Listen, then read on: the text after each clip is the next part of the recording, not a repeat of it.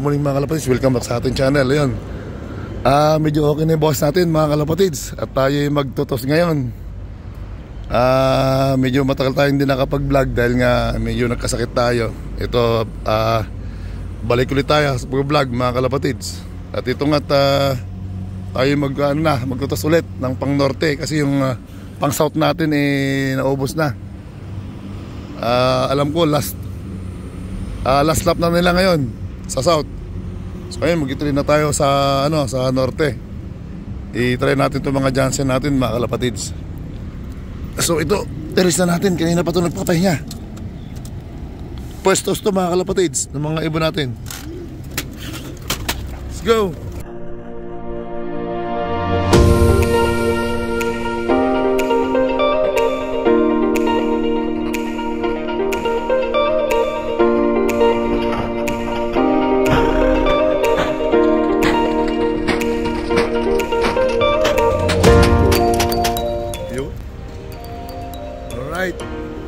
Pwestos mga kalapatids, abukay, mga Jansen natin. Sana na kompleto umuwi.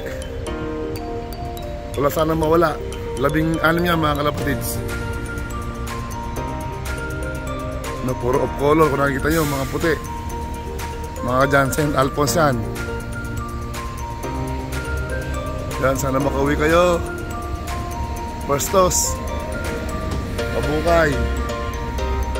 Ayan o. Dito lang naman sa may uno. Nilapitan lang natin muna. Next toss natin, doon na tayo sa may kambingan, sa may kalaylayan mga kalapatids. So yun, sana makauwi sila. First time, first toss. Ayan. Yun mga kalapatids, welcome back. Bali, ayun, abangan na lang natin yung ating mga warriors dito sa camera natin.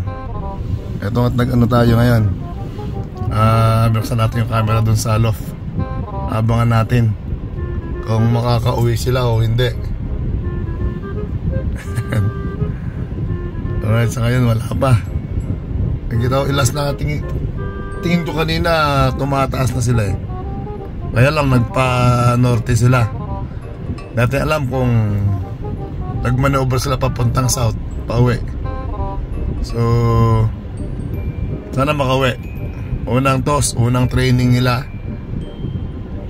Pag nakabalik sila by ano ba ngayon? Tuesday, Wednesday, Thursday, bitawan natin sa may kambingan naman, kambingan. And every other day natin na i-release. Dito tos mga kalapatids. So kailangan natin i-train na yung mga ibon natin. At malapit na yung summer race mga kalapatids. Few inches later. Yun mga kalapatids, bali sa loft natin.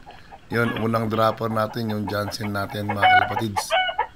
Yan, nagsusunod-sunod na sila. Halos magkakasabay na yung mga second batch na dumating. Ayan. Kompleto naman sila dumating. This is 16 mga kalapatids.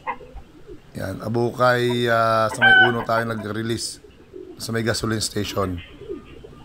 Yan, pahinga lang natin isang araw. Tapos next sa Thursday, toss ulit natin.